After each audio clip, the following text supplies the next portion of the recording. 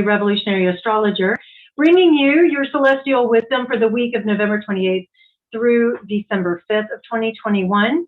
And we are smack in the middle of two eclipses. We had a partial one in, the moon was in Taurus and the sun was in Scorpio, even though the nodes of the moon were still in Sagittarius Gemini. But it gives us a little taste or a little preview of what's going to come when the nodes change signs in January to Scorpio and Taurus. So for now, we're going to continue to talk about Sagittarius Gemini energy because we have our final eclipse. It's a solar new moon eclipse in these two signs on Saturday, December the 4th. But before we get there, let's start with Sunday, November 28th, because we have a superior conjunction, as I like to use the word canoodling. So the sun and Mercury will be canoodling in Sagittarius, expanding our creative thought processes, renewing the ways in which we think, hopefully giving us more optimism in our thought processes, in our belief systems. Maybe there's some communication that can take on a more philosophical energy versus that deep and shadow exploration that Scorpio invited us into. Also, with Scorpio energy, there's a lot of extremes, especially emotions that can be triggered because we are dealing with, we'll call it darkness. But here's my take. This is my belief system, the Sagittarius piece of me. And that is, I believe the shadow or the darkness is only there for us to bring a light to it, not to get rid of it, but to integrate it, to make whatever we once thought was harmful or a weapon and turn it into a tool. And how do we do that? We do that with the light of our consciousness or our awareness, and that we can make moment by moment choices. And so here we are returning to the light with the Sagittarian fiery energy and Sun and Mercury canoodling. So it could be that our mental activity gets really energized, our creative expression, we have lots of opinions, our ego could get a little bit overinflated. It's possible it could be challenged by talking more than listening. And especially if we get really passionate about something that has given us meaning. Maybe it's something we learned about. Maybe it's an abstract idea or subject matter that we have been studying for a while, and now we're finally ready to share it with anybody who will listen, which often, if their opinion lines up with ours, then it just expands and gets bigger and bigger. Sagittarius ruled by Jupiter. But if they disagree, then the disagreement or argument could become bigger and bigger and bigger.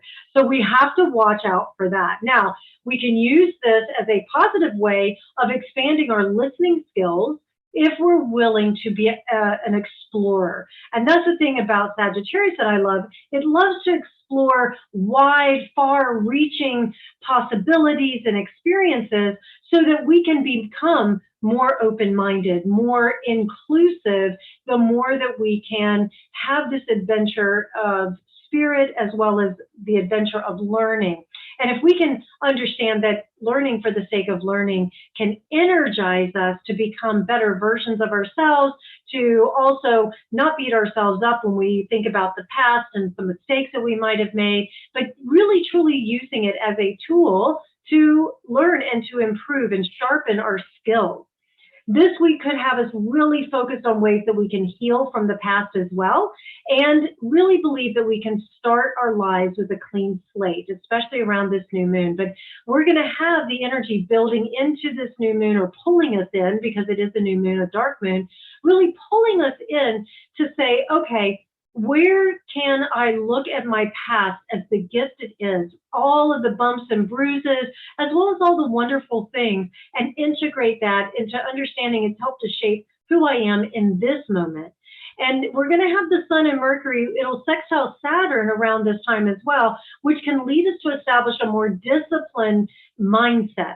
And that we can understand that we can take these abstract ideas and learnings and put them into tangible form. It's one thing to talk about, it's another thing to embody it. And so with this Sun, Mercury, canoodling, sextiling Saturn, it gives us a chance to be able to say, I'm going to stop talking and start doing. Do watch out for the hypocrite syndrome, because that's something else that can show up this week, which can trigger us emotionally. I'll mention that because we do have Mars and the Moon canoodling, trining Neptune this week, and Neptune stations direct. All of this to say, here's some layman's terms. Tuesday, the sun will trine Chiron.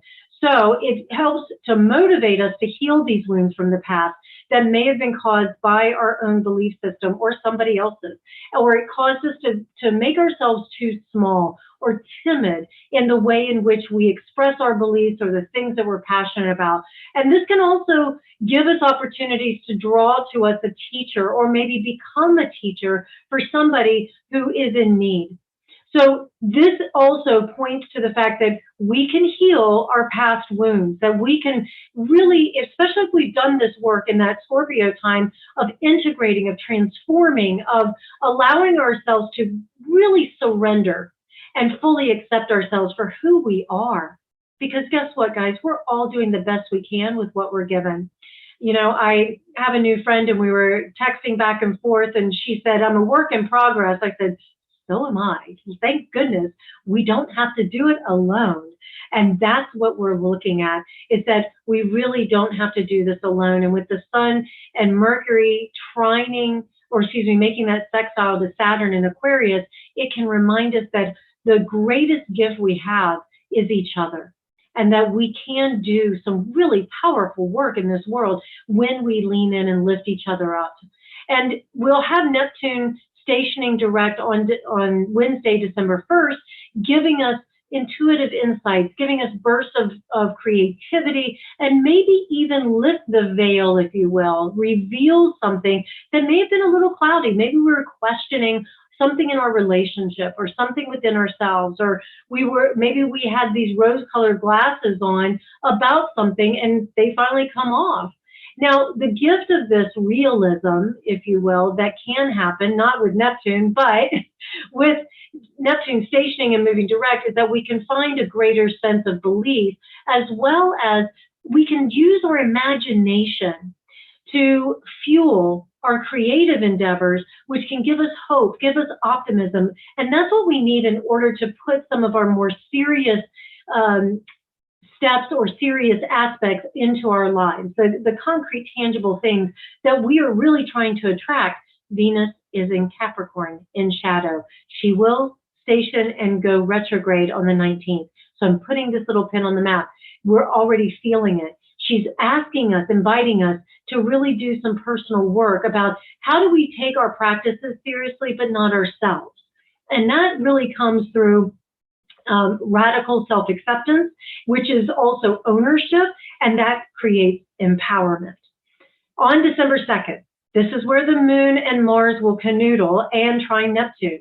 Neptune now being direct.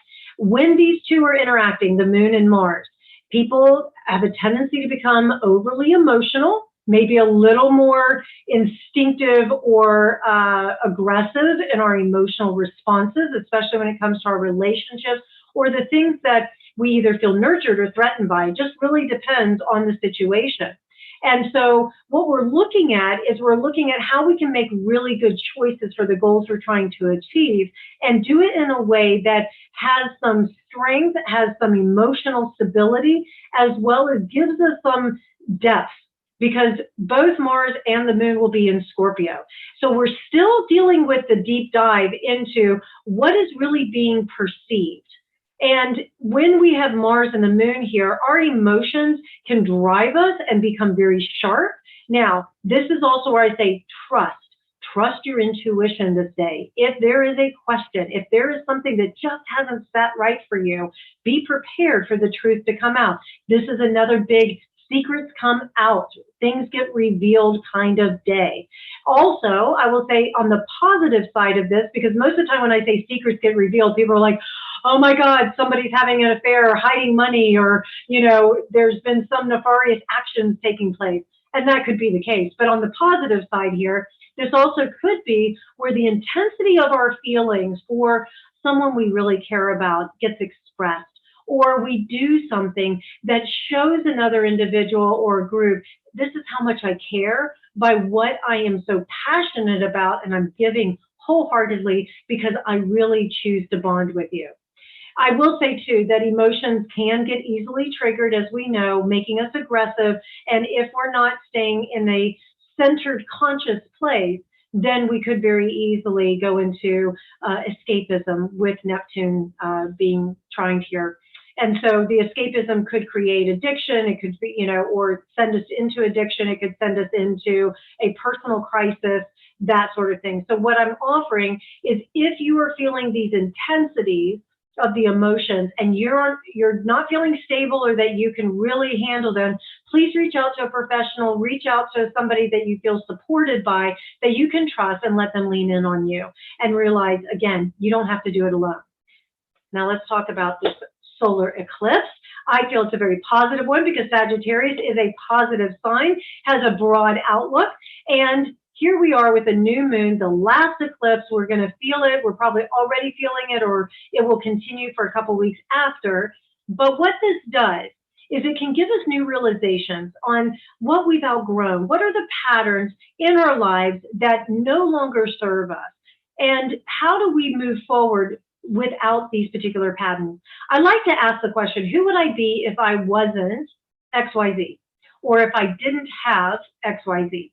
And another thing that I like to ask myself when I'm doing some deep evaluation is, who was I before this incident or person? Who am I now? And then who am I becoming? And so this can put little pins on the map just to keep perspective, because that's what this new moon is all about. It's a perspective, and it's about expanding what we thought we believed versus what is true now. None of us are the same after this pandemic. We all know that. Our world will never be the same. We will not go back to the way it once was. However, some things may be familiar.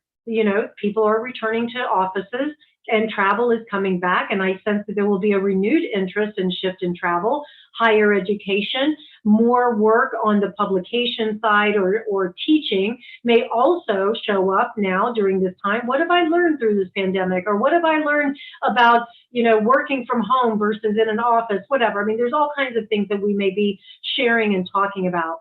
I mentioned the hypocrite syndrome.